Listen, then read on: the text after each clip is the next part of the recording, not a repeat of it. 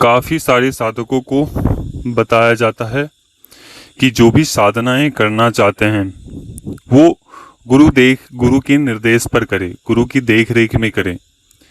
लेकिन जब साधक बिना गुरु के कोई भी साधना करता है तो वो जिम्मेदारी स्वयं उठाना चाहिए, वो जिम्मेदारी खुद पे ही होनी चाहिए।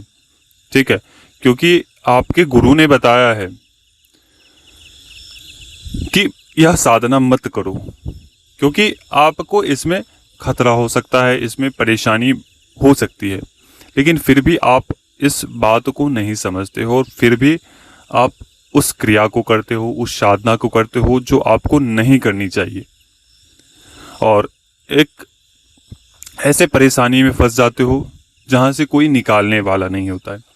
आज से कुछ समय पहले हमने एक साधक व्हाट्सएप के माध्यम से जुड़ा था, यूट्यूब के माध्यम से व्हाट्सएप पे जुड़ा था। तो उन्होंने बताया कि गुरुजी हम फलानी साधनाएं करना चाहते हैं, एक यक्षिणी की साधना करना चाहते हैं। तो हमने बोला चलो ठीक है, आप यक्षिणी की साधना करना चाहते हो तो बिल्कुल कर सकते हो, लेकिन अगर आपके पास गुरु है तो गुरु से जाकर आप बात करिए, अगर गुरु नहीं है तो गुरु दीक्षा धारण करिए, फिर आप साधना करिए। क्योंकि अगर आप बिना गुरु के कोई भी क्रिया करते हो, साधना करते हो, अगर वो किसी भी प्रकार की त्रुटि होती है तो वो आपके जीवन को बर्बाद करने के लिए वो तैयार रहती है। ठीक है, क्योंकि हमने ऐसे साधकों को, कई साधकों को देखा है प्रत्यक्ष रूप से और उनकी बातों को सुना है। यक्षिणी उसके साथ संभोग करती है, जोश जोश में व्यक्ति कर लेता है मोहवश, लाभवश, कि हमें धन प्राप्त होगा, हमें ये चीज प्राप्त होगा, वो हमसे उसके साथ मौज मस्ती करेंगे। इस अभिलाषा से साधक साधनाएं करता है।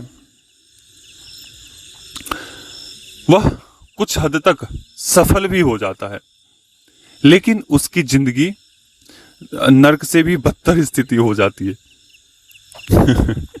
ठीक है, उसकी जिंदगी नर्क से भी बदतर हो जाती है, ना वो मरता है ना वो जी पाता है अच्छे से। ठीक है, वो तड़पते रहता है और खोजते रहता है ऐसे बाबाओं को कि कौन हमें बचा ले इस चीज से, कौन हमें बचा ले, कौन हमें बचा ले। ठीक है, तो ऐसे ऐसे लोग हमने देखे हैं, इसलिए उस साधकों को बताया जाता है कि मत करो। जब भी आप कोई भी साधना करो तो गुरु निर्देश पर करो, गुरु धारण करके करो, क्योंकि जब आप गुरु धारण करते हो तो उसके बाद से हमारे द्वारा प्रोसीजर करवाए जाते हैं ताकि आप किसी भी साधना पर बैठ सको। साधना के स्थिति में आप उस माहौल को कंट्रोल कर सको, उस माहौल में आप टिक सको। ठीक है, क्योंकि काफी सारे ऐसे साधक भी हैं कि उठ के भाग जाते हैं और साधनाएं खंडित करवा बैठते हैं।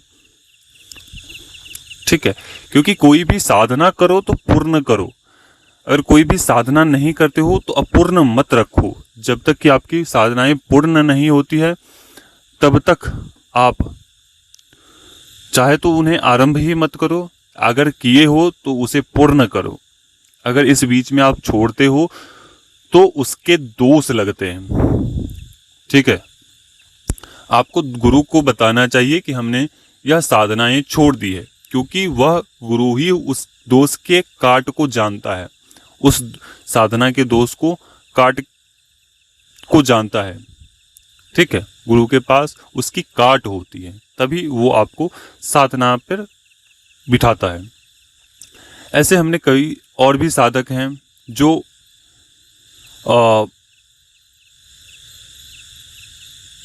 गुरुओं के चक्कर